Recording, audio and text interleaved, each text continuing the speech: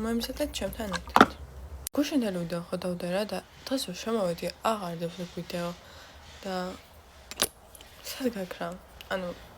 ან მარტო ჩემთან არ არის, ან თქვენთანაც არ არის და თქვენთან თუ არის მაინტერესებს. დღეს გამოვყენებ ამას, იმიტომ რომ ვარისფერია და მომწონს თან გავხსნათ.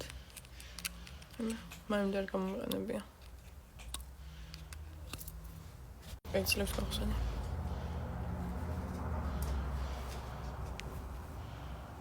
დღეს ჩემი მეგობრებთან ერთად გავდივარ სკოლაში, უნდა გამომიარო და ერთი სუნი მაქარდეს ნახავ. ზოგადად სახის დამატანიანებლებს სუნი არ აქვთ ხოლმე რა და რომელსაც აქვთ, მაგის მერე მაყრის ხოლმე და ამას აქვს სუნი და იმედი არ გამომაყრის.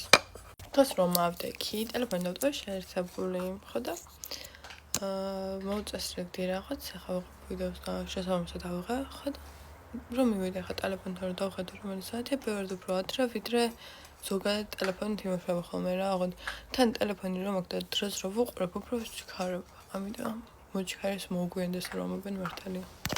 ახლა გავდივართ, პუდრი. მე მოვშორებ. თორე ახლა დიდ დროს წაიღებს. ხო და ახლა ქართულში გავდივართ რომანტიკოსებს რა. და ახლა გეტყვით ჩემ აზრს რომანტიკოსებს და ზოგადად რა.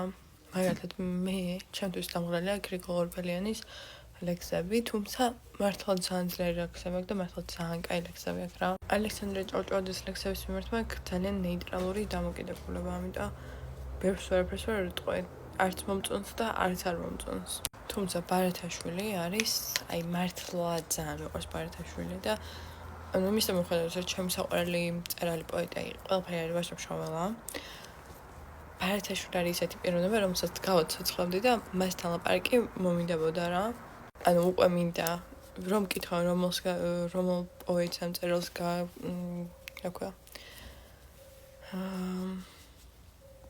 გააცოცხლებდიო, ვიტყვი ბარათაშვილს რა.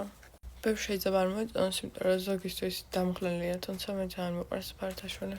რა ცოტა დამრჩა, თან ეგრე ხშირადაც არ ვიყენებ, ახლა კი ვიყენებ ყოველდღიურად, მაგრამ და ხარ ვიყენებდი. თუ შეიძლება დამაყურებ უნდა გავაკეთო, იმიტომ რომ თმაც უნდა იმას ხანქა გავიწორო ჩოლყა.